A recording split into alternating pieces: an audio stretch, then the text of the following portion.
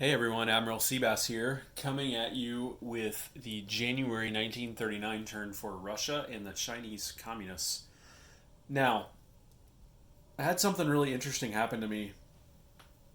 I already played this turn out, and as I was getting to the end of what was a really cool turn for Russia and the Chinese Communists, my phone ran out of space and I lost my 20-minute step by step playthrough video.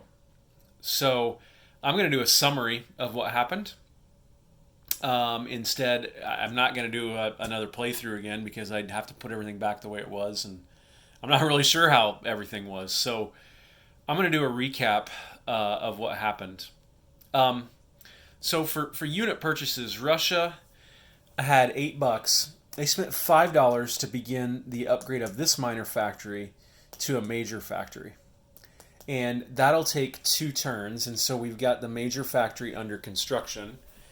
And you can see here that we've got the same factory on the ship and facility production chart here in the 2-stage units. So 5 this turn and 5 on a future turn will mean that minor factory turns into a major factory.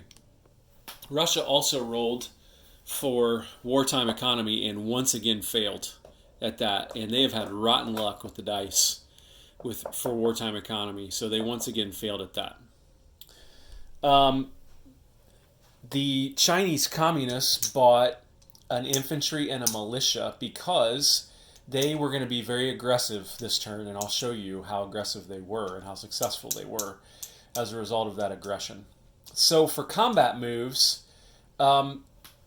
if you remember, Russia had a pretty big navy sitting here and here. Those consolidated on Portugal.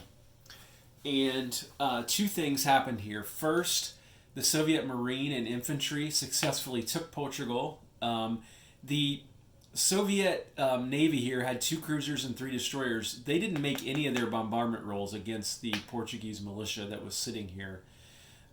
But the Marine got a hit on the first round of combat, and the militia did not hit back. And then here, there were 4 Russian subs going up against a Portuguese destroyer. And the Soviets wanted to take out that destroyer because since Germany now controls Portugal, that they could have moved that destroyer up here and up towards the German Navy. And once Russia and Germany go to war, that would have become a German destroyer. So Russia wanted to take it out. 4 subs went up against it, and they took it out, but they lost a sub in the process. And then by taking over Portugal, they obviously get an IPP and a victory point since it's worth 1 IPP. And so I started tracking these differently because this one will track Russia's wartime income for wartime purposes, and this one will track the extra territories that Russia takes until they're at war. It's important to track those separately, and so you can see those there. Also down here, this Russian force that was in Transcaucasia just marched into Azerbaijan, took it over. There was no one defending it.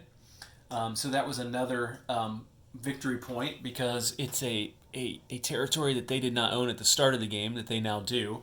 So they're expanding communism. But that meant that Iran also becomes controlled by Germany, and they have 2, southern Iran with 2. So Iran now has that $2 that they can spend next turn during Germany's turn in order to buy a militia. And Iran can also now start receiving Lend-Lease as well. I guess the Japanese could Lend-Lease to them. The Germans could. The Allies could, although the U.S. can't until Lend-Lease to anyone until they're at 15. So that happened there. And then the final thing that Russia did up here is marched these forces in to Ulaanbaatar, and defeated the Mongolian cavalry there, and then took over a 3rd territory, setting them up to also take this one on the next Russian turn. So that's what happened with the Russian units. They didn't do anything else. Decided not to attack Finland because I didn't want the Germans to take over control of Finland and be able to use these two territories and the money there to buy militia for Finland. So I'll just wait until the Molotov-Ribbentrop Pact could come into effect, hit this one here, Viipuri, and then hopefully sign that pact, and then leave these two for later in the game. So that was it for Russia. Now, I want to show you China, which is now looking really interesting. Look at that. The communists came down here again and took this back from the Japanese, bringing in 2 infantry and a tactical bomber and a fighter against a Japanese infantry, motorized infantry, and a light tank, and took all 3 of those units out with only losing 1 infantry, and that was across a river, so there was a penalty on the first round of combat. But the really interesting thing here, I wonder if you've spotted it yet, is that the Chinese communists took out this. This is Ganji, I think that's how you say that, down here, and the Japanese had a mountain guard infantry in there who had withstood a KMT assault last turn in July of 38. The communists had a cavalry unit here 2 spaces away, and they had one here 2 spaces away. They both converged down here, and then 1 fighter came down here too, and they ended up taking that guy out. He defended at 6 and he got 1 hit, so he eliminated 1 of the cavalry, but the plane and the 2 cavalry were able to take him out. So now you've got the Chinese communists with the territory down here in the south. Now this will almost certainly be taken back, but all that meant is that the Chinese communists ended up collecting $6, and they had 5 territories, which meant that they could recruit new units also on 5 or less, and unfortunately for them, they missed that. But really interesting turn of events here. The Chinese communists are definitely carrying all of the weight of attacking because they have these planes and because their troops don't suffer the retreat penalty that the KMT do. So, and now if Japan takes this back in January 39, maybe the KMT can still come in with this artillery and these 3 guys and try to take that back. The only thing is, other than these planes, the Chinese communists don't have a ton of land units that they can attack with. These mountain guys, you really want to keep these in the mountain if you can. They have 3 of them, but as soon as you come out of the mountains, they lose all their bonuses for being mountain infantry. And having those 3 sitting there all defending at 5 makes that really powerful and difficult for the Japanese to take. So the Japanese are really going to have to figure out what they do. Just in thinking about it already, the KMT have been and the CCP have been getting away with the KMT owning this territory, which is covering the flank of the communists in their key territory. Japan might get angered enough that they try to hit that, but there's a ton of stuff in there, and hitting that means you probably leave 1 of these alone and cannot take that, both of them. Although, there may be some ways to do that. So Japan will have to see, but China's got $6. Chinese communists have $6 to spend next turn. That could buy them 2 regular infantry or 2 cavalry that they can attack with again. These planes make a real big difference for the Chinese communists and their ability to hit back at Japan. There were no Russian guards to roll for because they didn't lose any units this turn.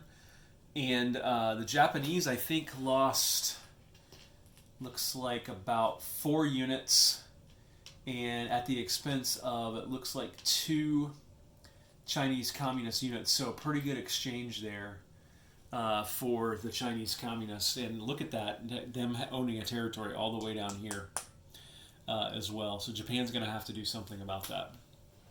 So there were pretty much no non-combat moves. Russia collected this 8 right here, plus the 3 for 11, and they saved $1, which means they'll have $12 to spend next turn. And the Chinese communists collected 6, and that's more money than they almost ever see in this game. So yeah, really interesting turn. The other thing here that I want to point out and you see all these territories of Portugal. Those are still technically Portuguese until they're taken over.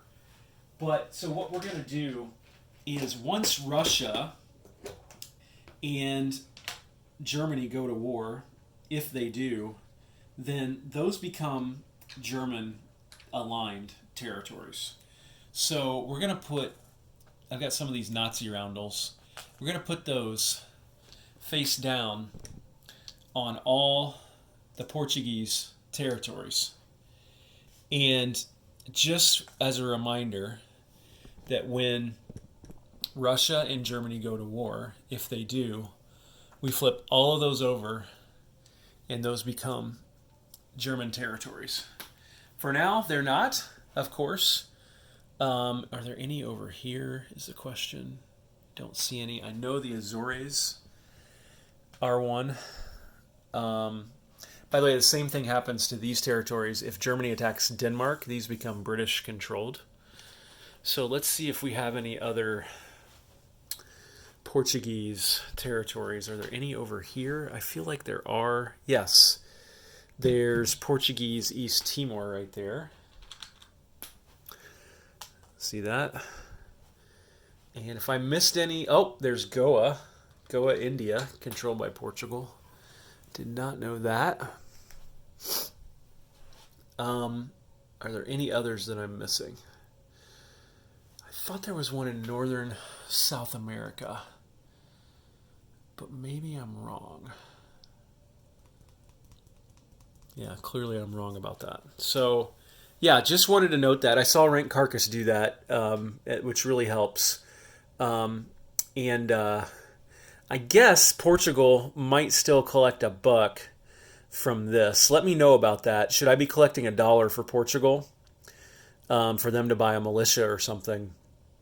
In fact, I'm just going to do that right now because I think that's the rule. Let me know if that's not the rule.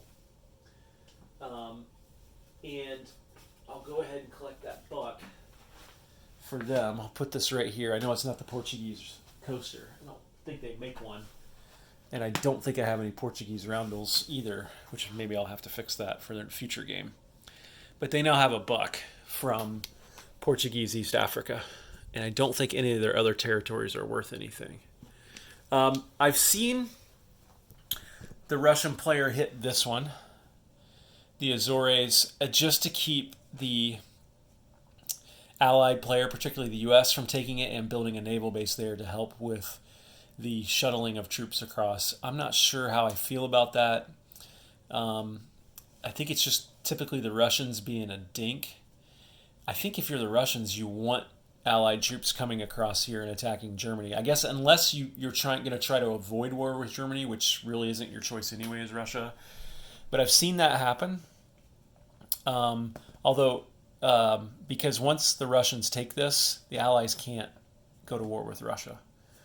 So, Russia now decides, do we come down here and take this one with our navy, and maybe we build a militia here, and then take these two guys down to Portuguese East Africa, or do we take all those guys back up through the Danish Straits and back to Leningrad? That's a question that the Russians face now too.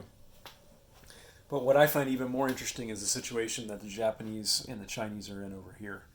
This is playing out really interesting. I love this rule about these two territories aligning to the Chinese communists. It makes the Chinese communists a lot more powerful and interesting to play. All right, I believe that is it. So sorry again about no play-by-play here. So I tried to describe it to you as best I could, and I hope you enjoyed that. This is Admiral Seabass signing off.